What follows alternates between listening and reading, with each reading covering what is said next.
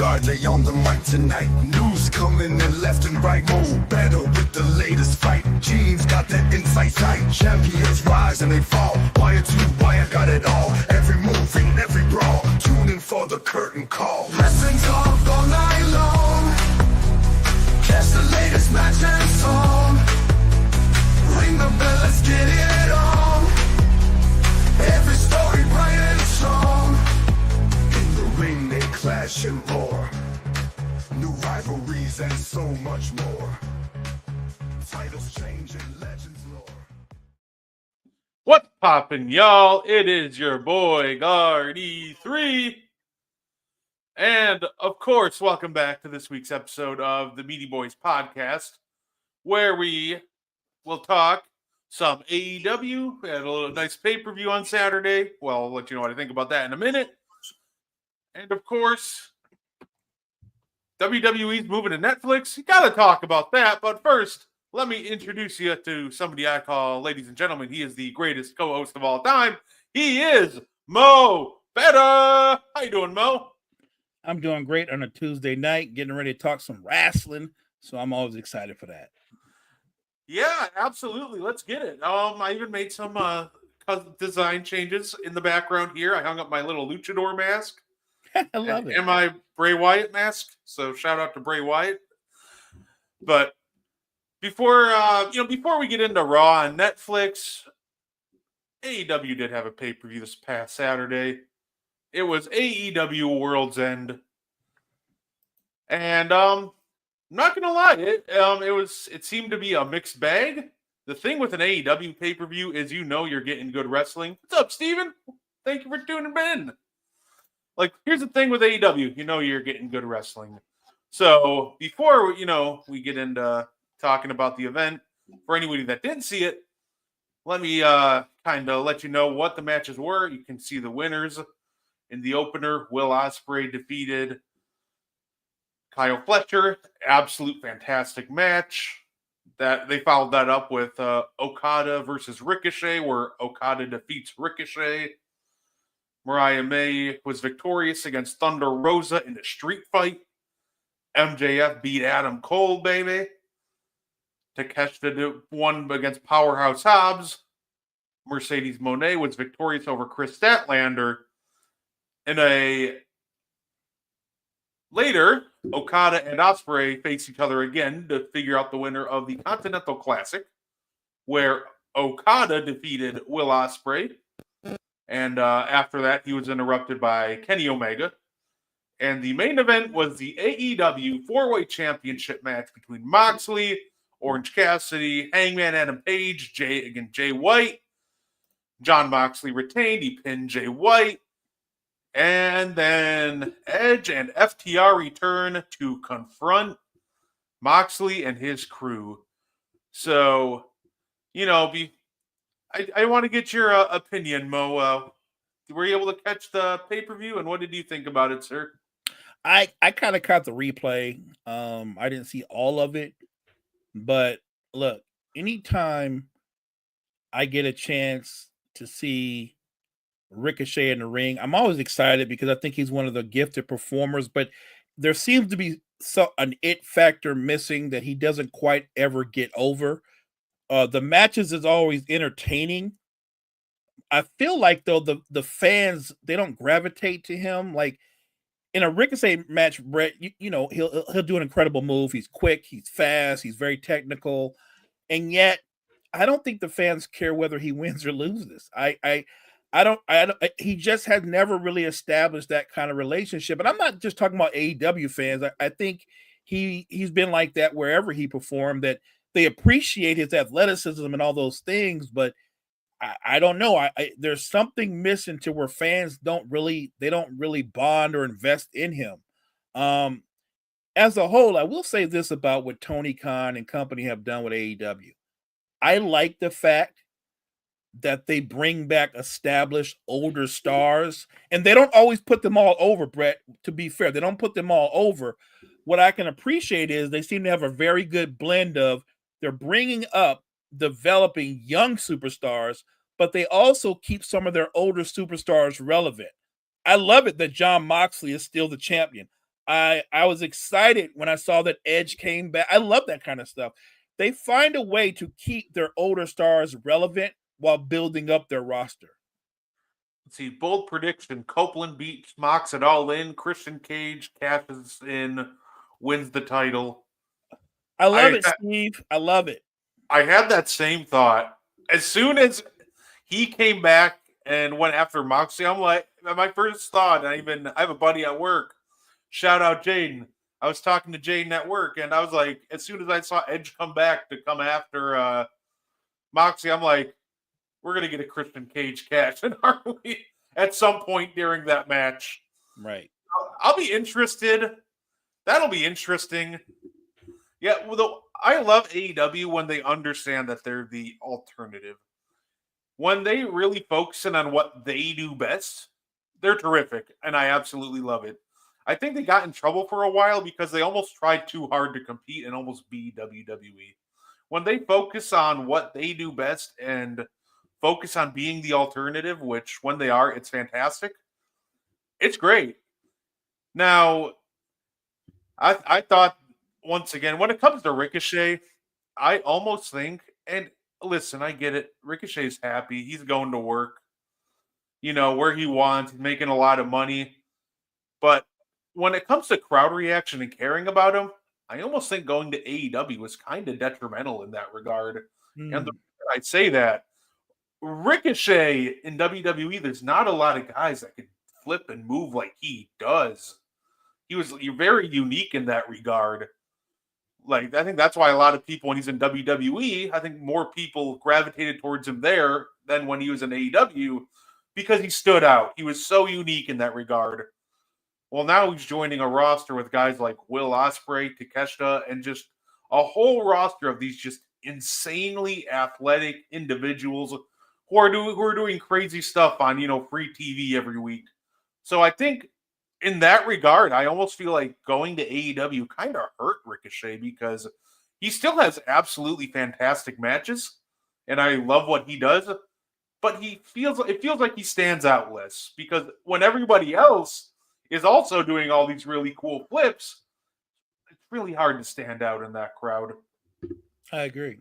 I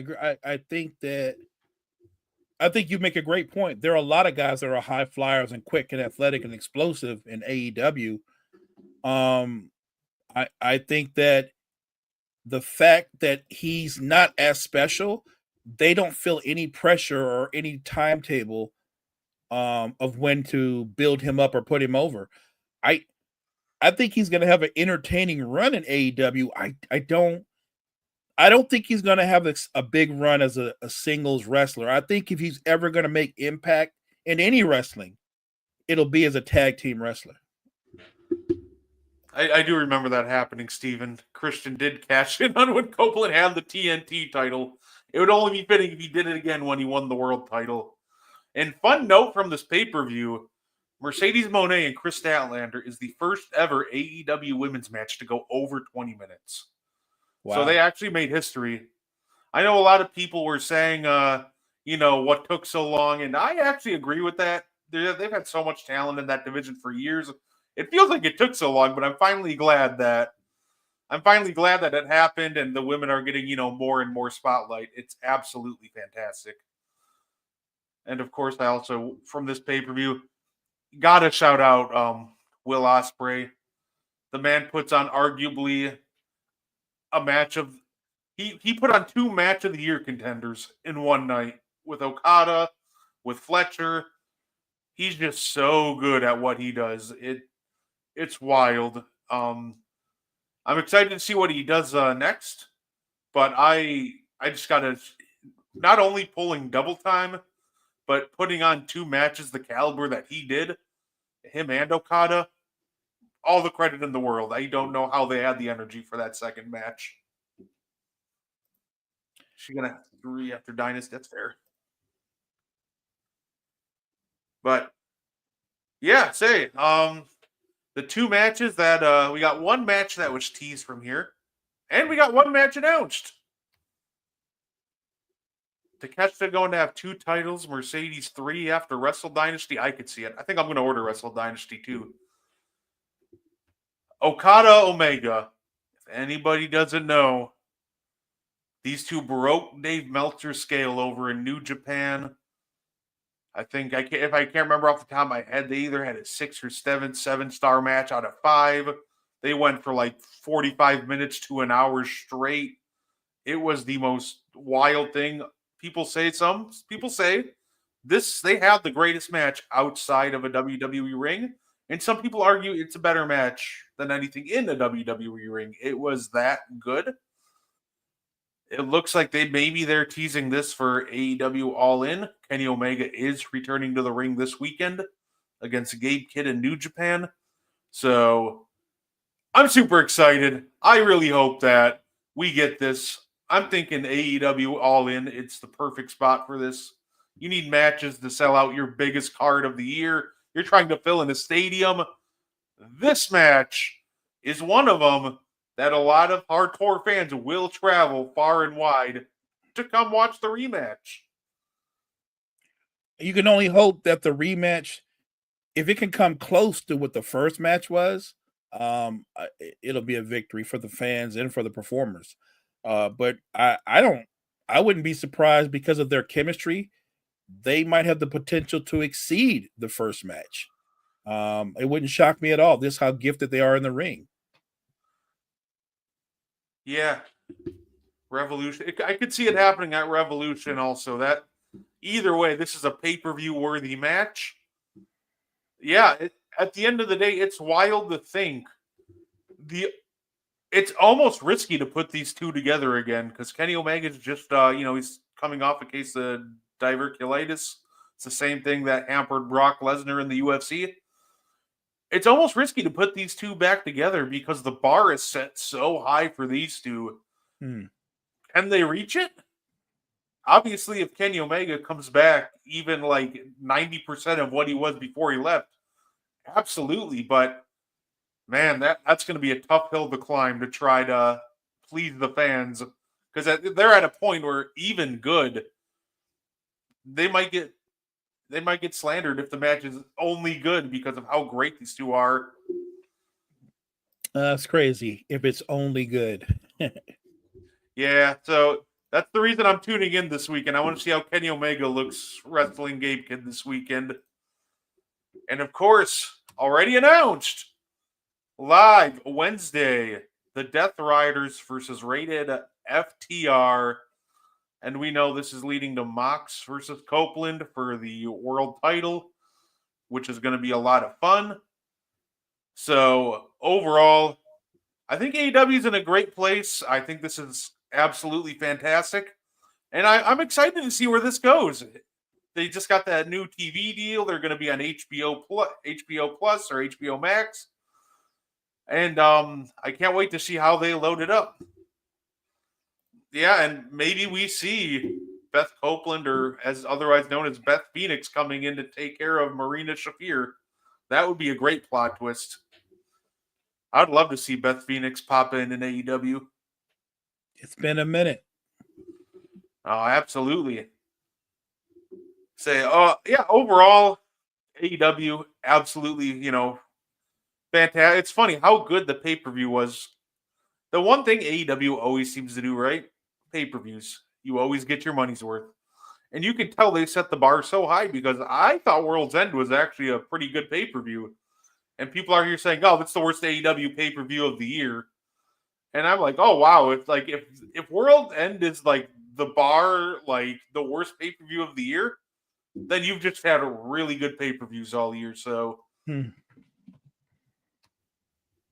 Of course, speaking of bangers, I put this week's presentation because all of wrestling the next couple weeks is must-see TV. And the next time you'll actually see us after this will be Monday next week when we do a live Raw on Netflix watch-along. Woo! So I'm looking forward to that. Mo, how excited are you next week for this Raw on Netflix? It's almost like an extended Christmas present. I've been waiting for Raw on Netflix for the better part of the year. I'm excited for the move. I'm excited to see where Triple H and Creative take this next wave. with this new contract on Netflix, because they are on Netflix. You might see maybe a little bit more violence. You might hear a little bit more rowdier language. I don't think they're going to go back to the Attitude Era, but I think you're going to see a lot more attitude. Yeah, one thing from what I read, Raw on Netflix is going to be 3 hours.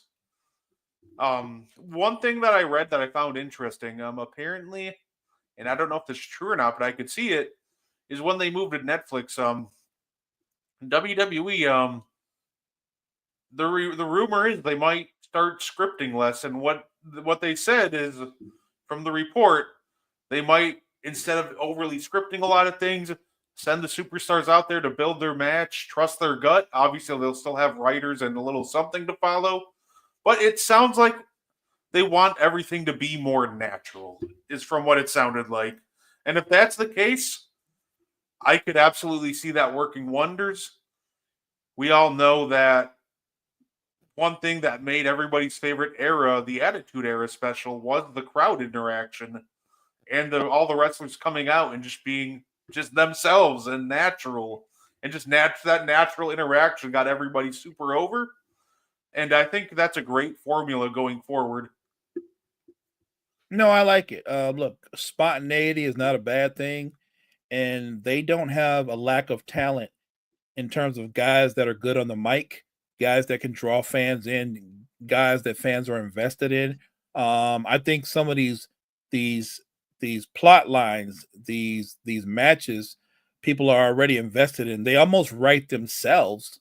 I can't wait to see Rollins versus Punk.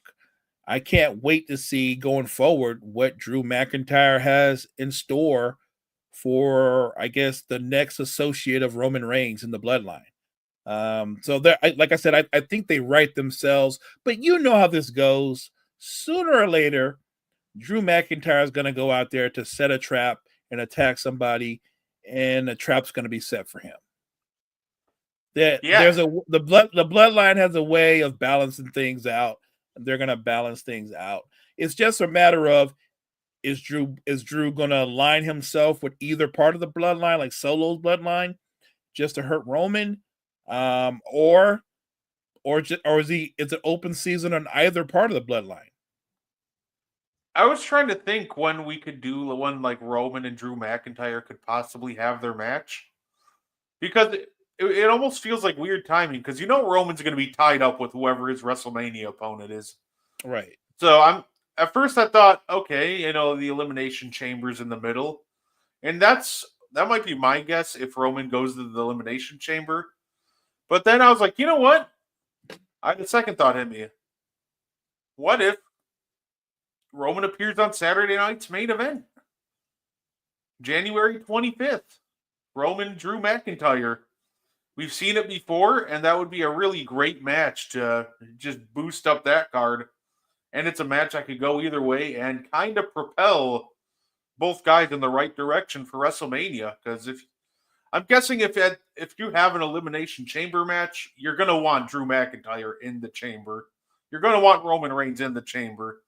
So in my opinion, where do you have him wrestle? I think you have those two go at it at Saturday night's main event on January 25th. I like it. Yeah, and this too, it looks like we are getting Penta on Raw on Netflix. They're teasing it. Rey Mysterio just happens to have a tag team match with a mystery partner. Why do we need to throw every single Hispanic wrestler that comes through in the LWO right away? I'm not too sure. But overall, I'm excited to see Penta, and I really think they should let him come in and immediately turn on Rey Mysterio if he's his partner. Set up Rey Mysterio versus Penta. That would be an absolutely terrific first match for him. Roman versus Jacob Fatu, Saturday night's main event. Oh. That would be a banger. Oof. Jacob Fatu, because anybody's a banger. I thought they were teasing Jacob Fatu versus Braun Strowman, and I was like, "Oh, that's the kind of match I like. Two big meaty men going at it." I like that match. I also would like his name escapes me, and I don't know why. He was just wrestling for the Bloodline not too long ago. The big guy, the big Oh, athletic guy. Bronson Reed. Yeah, Bronson Reed and Jacob Fatu would be a great matchup. I'll go a step further. Bronson Reed and Jacob Fatu could dominate the tag team titles. Who's beating those two guys? Who's beating them? They're not losing. Themselves. Well, they would have to implode and attack each other to lose those. And I can see that happening. That's how somebody's beating them, right? They would beat themselves. You're right. It's like when when Jacob Fatu won the tag titles with Tama Tonga, and I was like, how are they going to have this man lose? He could beat every single tag team by himself, and then they just proceed to just give the belt to Tonga Loa. I was like, that's how we're doing this. Okay. No, I'm excited to see what Jacob Fatu's doing at WrestleMania. Yeah, I'm excited to see what road. I want to see what path he's on, and I want to see if they continue to try to elevate and push Bronson Reed more to where he could be more of a main event wrestler himself, because he's shown you he's terrific in singles competition. But I also think, like I said, because he's not just a big, powerful guy, he's actually very agile for his size. I think he would be a very good tag team wrestler. So you're not going to see Bronson until the summer? Yeah, I know that broken foot's nothing to mess with. Of course, it's already been said. It sounds like we're going to be starting The Time Is Now, the John Cena retirement tour on Netflix. Sounds like John Cena's going to be there next week. Mo, what do you think happens with Cena next week?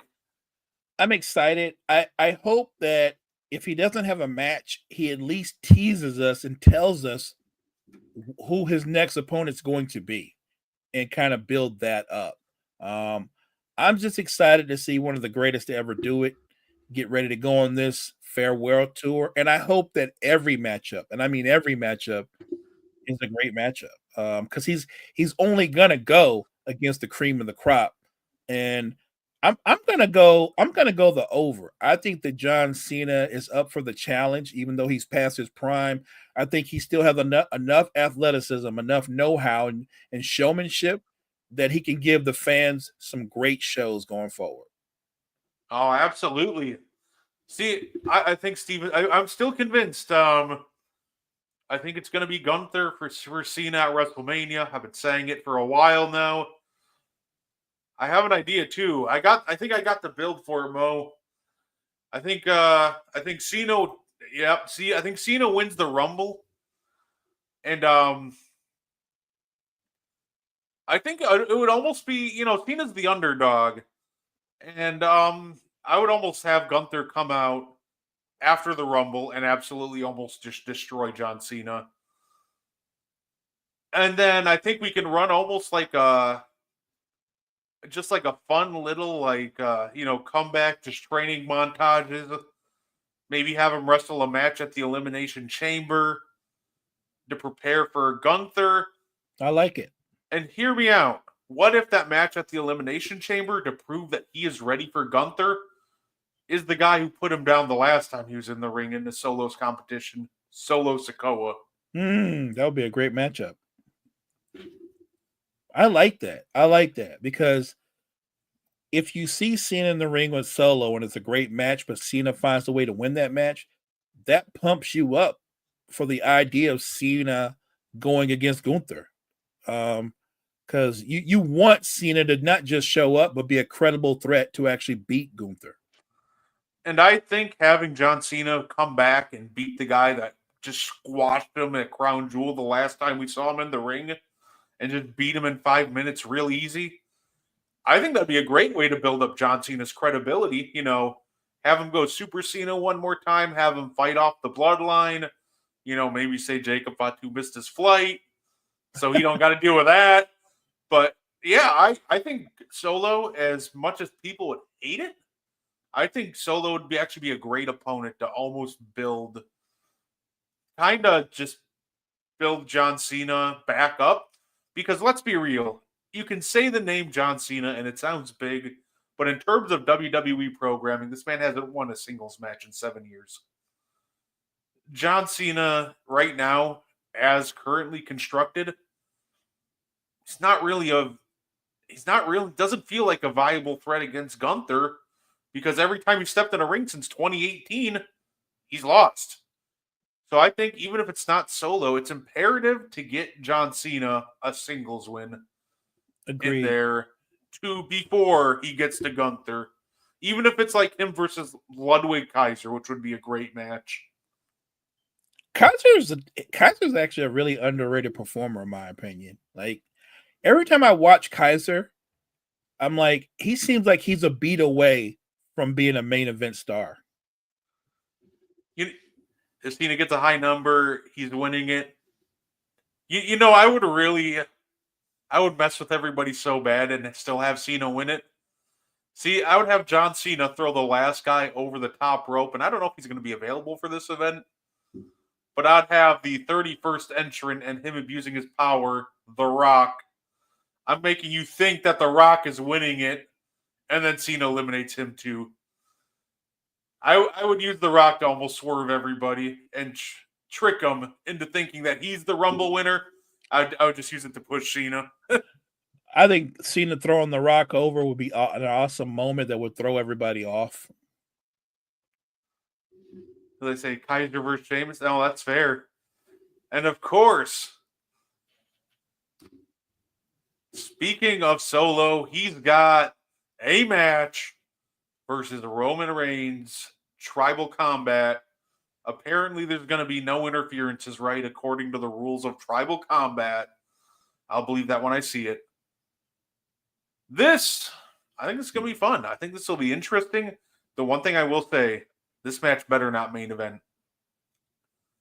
I like both guys. I'm actually becoming a bigger Solo fan. I think he's been so much better these past couple months. He's natural.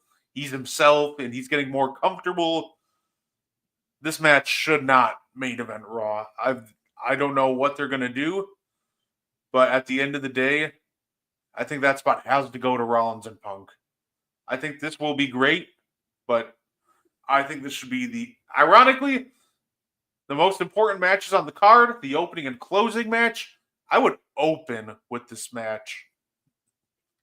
What do you think, Mo? Yeah, I think we're thinking the same way because Punk and Rollins has to be the main event. It has to be. And I really think a good way to kick off Netflix January 6th would be Tribal Combat. I'm here for it. I think it would be a great match to get everything rolling. Not to mention, let's be honest, I don't care what Solo or Roman say. You and I both know there's going to be some run-ins. Yeah, I agree. Main event, Punk versus Seth. It has to be. We'll be talking about them shortly here. Yeah, for sure, Tama Tonga, he'll be there. I'm sure Jacob Fatu will make his presence felt. The Usos. The $1 million question. Does The Rock get involved? Do you think, Mo, The Rock shows up after this match to maybe stare down Roman? Like, do you think he's involved in any capacity for this one? I think he is, but not in the match. I thought initially The Rock would be the one that interferes. No, I actually think Drew McIntyre interferes. I think Drew's going to cost Roman the match. Yeah, I think regardless, I think that's a big reason too. Like we just talked about, there's gonna be a lot of interferences in this one. It's gonna be fun. It's gonna be an absolute car crash, and I'm absolutely here for it. Right, and I think The Rock will be there, but I think it's like you said. I think he'll come and look at Roman and like, you lost again. You know what I mean? Like he's gonna have that disgusted kind of, I don't know if I should buy into you. Like maybe I should buy into Solo. Because I do think for it to work, The Rock has to sway towards Solo. I actually think that The Rock will come out. I think what'll end up happening is The Rock will come out after the match and anoint Solo as the tribal chief and give him the Ula Fala, exactly like the Wild Samoans did for Roman Reigns after he, won at Hell in a Cell against Jay. Right. I think they're going to repeat that, except it's going to be The Rock anointing Solo as the tribal chief. The women's IC final, that's going to be a ton of fun. I feel like just that first visual on Netflix has to be a big name. Like, I love the women's IC final match, and I think that will be one of the first matches on the card. But I feel like that first impression, of Raw on Netflix, I feel like we're gonna get it kicked off with Roman, Cena. It's somebody of that nature. I agree. I think Netflix and the WWE are going to pull out all the stops. Rock final boss. We're also getting a Travis Scott concert. You know what? I can live with that. It's better than like 4 years in a row at WrestleMania when we got a Flo Rida concert. So I can live with that. Penta debut, and I think the other one is the only other rumor I really saw for this night is apparently we're going to have something happen between the Final Testament and the Wyatt Six. And I really hope bathroom break concert. You could be very right on that. I really hope that they really just let the Wyatt Six look strong on Netflix, and I really hope that they just kind of win this feud soon. We said it before, I'll say it again. They're too intriguing and too talented of a group to almost come off as background characters. So I'm hoping they kind of move on to doing something bigger soon.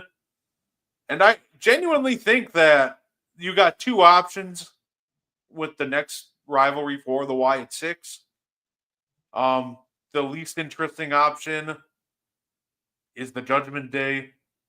Yeah. At this point in 2025, they took away the cool theme song last week. All the guys that we really cared about are pretty much outside of, Dirty Dom and Liv. Like, I don't really care enough to see that. I think the more intriguing option is the New Day.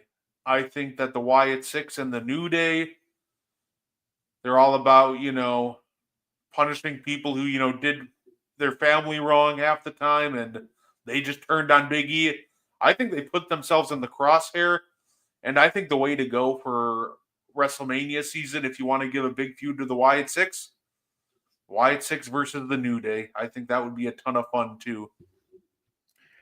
I think Wyatt Six versus the New Day would be a lot more compelling than the current feud that they're in now. I want them to end and win this feud and move on to a more compelling storyline with them versus the New Day. And I think some kind of way Big E will be involved. I don't know to what degree. I know there are rumors that he's been cleared to compete, and I'm like, I don't know. That was a brutal injury. That was really real. That's not a story made injury. That's a real thing. I don't know if we ever see Big E wrestle again. I really don't think we do. War Raiders versus Authors of Pain, that would be a lot of fun, actually. I do like the Authors of Pain. I just don't like them in the Final Testament because they feel like background characters in there. I agree. I don't think Big E ever wrestles again. If he does, I'd be happy for him. I'd be so happy for him. I love Big E. Like I've said it before, Big E, he's a fantastic wrestler, and he's my grandma's favorite. So, Granny loves. That's her two favorites, Big E and Roman Reigns. I know why she likes Big E, because Big E's got this amazing personality. You have to admit, the New Day was fun, but nobody had a better time when they were dancing and doing the what was the name of the cereal that they had? Booty-O's. Right. Nobody had a better time than Big E did. He had that loud, booming voice. I can see why she liked him.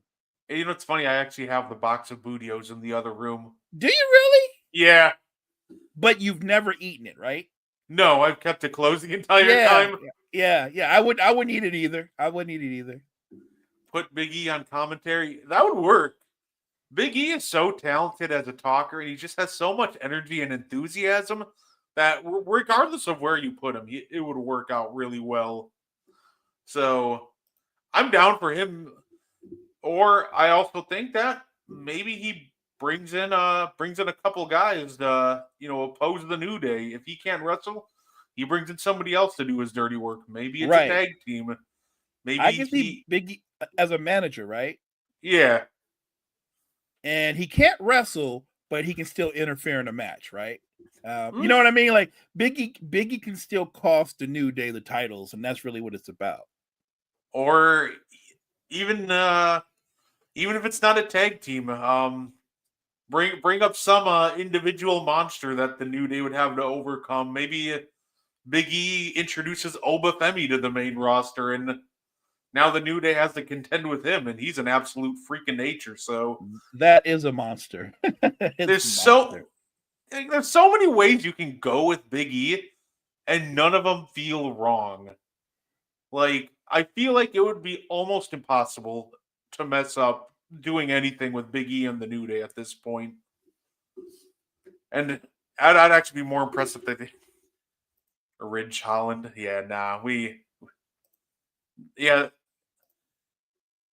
But, why don't we get to it, Mo? Everything, it's going to be a great night. The women's IC title match, that arguably is going to be in the running for the best technical match of the night. Tribal Combat's going to be an absolute car crash. John Cena. But I don't think anybody's more hyped for anything on Netflix than this. Seth Rollins versus CM Punk in what should be the main event of the evening. Now, before we get to Netflix, I think we have to talk about this past Monday, the main event of Raw. CM Punk versus Seth Rollins, they come face to face and they lay into each other. People call it the promo of the year. Those two went to absolute war. They tore each other to pieces. They were saying some rough stuff, man. The only one thing that they said that confused me when Punk was like, I broke Bronson Reed's ankle. I'm like, no, you didn't, Punk. Right. I know you're in the moment, but don't cap, dude. We all saw the jump. Right. But overall, that I loved it. Yeah, you said it. They said some brutal things to each other, and it was absolutely fantastic. I just think they have a natural chemistry. I'm excited because it'll be the main event. I think it should anyway. But I'm also excited because I don't think this is a one and done thing. I think this is match one of what'll probably be a 3 or 4 match series. I think this is a feud of two mega egos, mega stars that have a true dislike for each other. So I don't think this is one and done. I think they'll settle this at some point. It'll probably be in a cage, but this is just match one. I'm just excited for it to happen. I like how Steven thinks here. Drag the feud, Punk and Seth, Gunther, Punk and Seth, triple threat match, Royal Rumble. That would be a hell of a world heavyweight title match for Indianapolis. Gunther's keeping the belt. Yeah. That's what would happen because those two, they're gonna kill each other. Gunther can play it really, really smart. Yeah. On a little bit of an unrelated note, they actually had at a live event in Chicago this past Sunday, Gunther versus CM Punk in a steel cage. Oh wow. That's actually amazing. I'll give Triple H credit. A lot of the times with a lot of these live events back in the day, you'd get like the same matches, which would be good and fun, but you wouldn't get these like really big like dream matches on like the live event circuit. Triple H gave us Ilya Dragunov versus Gunther, which people were clamoring to see before Ilya unfortunately tore an ACL. Now he's like, oh, by the way, here's Punk versus Gunther in a cage. So credit to Triple H for making those live events feel special and just, giving the fans that don't, get the TV, they don't get to see the TV matches live and everything where they don't come often. I love the fact that they're going out of their way and putting these unique matches together to really make those live events special. So I'd say I just wanted to shout that out. Love to see it. The real question is, Mo, who wins next week? Is it CM Punk or is it Seth Rollins? I'm gonna say Seth wins next week, but in the bigger picture, when you talk about the entire feud, I think Punk comes out on top. Yeah, you know what? It's funny because I said the same thing. I thought the same thing. A no contest. If I hear this match has a time limit, I will think it's going to end in a no contest. But I agree. I think that if you're going to fully, because it almost feels like two guys, neither of them are a good or a bad guy. They feel like they're both just in the middle. I feel like Seth Rollins wins, and he wins by nefarious means. Maybe he hits that, he hits the low blow. Good old fashioned, the way Seth would do it, chair shot to the back. I think Seth cheats to win here and kind of cements himself more on the heelish side of this rivalry. And I think that does a couple things. CM Punk, we've seen him go. I think he'd almost become obsessed with the fact that he lost to Seth Rollins, and that would be a great way to continue this feud. But also, he would be upset and obsessed because we know Seth wouldn't let him hear the end of it. That's a fact. So, every chance he gets, he's taking a shot at how he beat CM Punk in the first ever main event of Monday Night Raw on Netflix. So, I think if there is a winner, because I could see a no contest, but I think there will be a winner. And I think his name is Seth freaking Rollins. Yeah, and look, and I think they're both big enough stars that one could survive losing to another. Like I said, they both carry enough heat, and I do think, like I said, this is match one of what's going to be multiple matches. There's going to be another. They're going to be a main event in another pay-per-view at some point. So I'm just excited to see this. This is something that I've been wanting to see for years, so I'm excited. Steven said he's thinking the opposite with CM Punk. He's not here to make friends. So he thinks Punk's the one who cements himself more on the heelish side and cheats to win.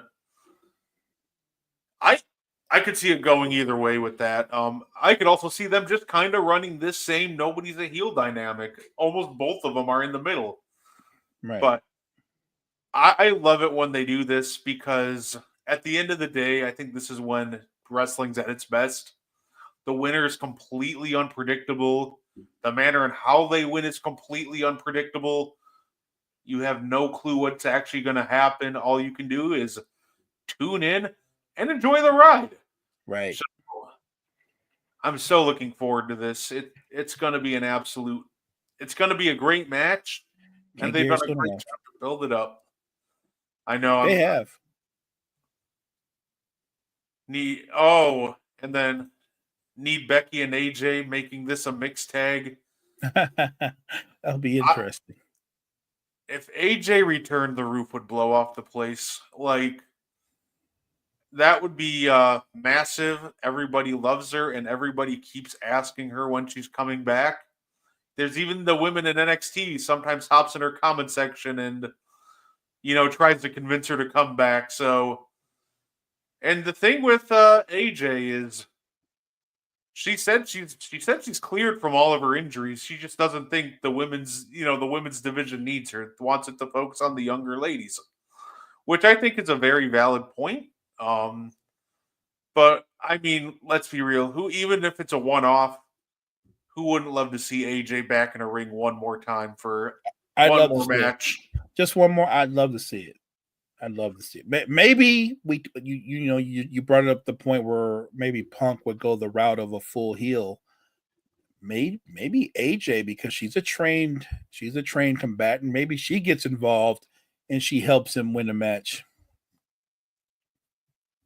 You know what? That wouldn't that be? What if that was it? What if Punk did turn heel, but it wasn't because of him doing anything? What if it's AJ that makes a shocking return and interferes in the main event? You know, and she's not trying to cheat necessarily. She's just caught up in the moment and she's looking out for her husband, right? Like, you know what I mean? Mm-hmm. Like Punk, it's not planned. He didn't plan on her doing whatever she decides to do, but that could work.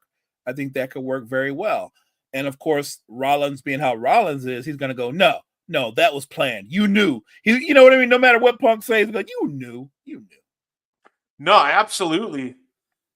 I would love that too. AJ is my favorite women's wrestler of all time, and I'd be hyped. And I think that would almost be another great progression to this feud, right? Like, you could have this happen. You could have a triple threat match at the Royal Rumble, almost still with Punk, Gunther, and Seth. And then at Elimination Chamber, Punk and AJ versus Seth and Becky.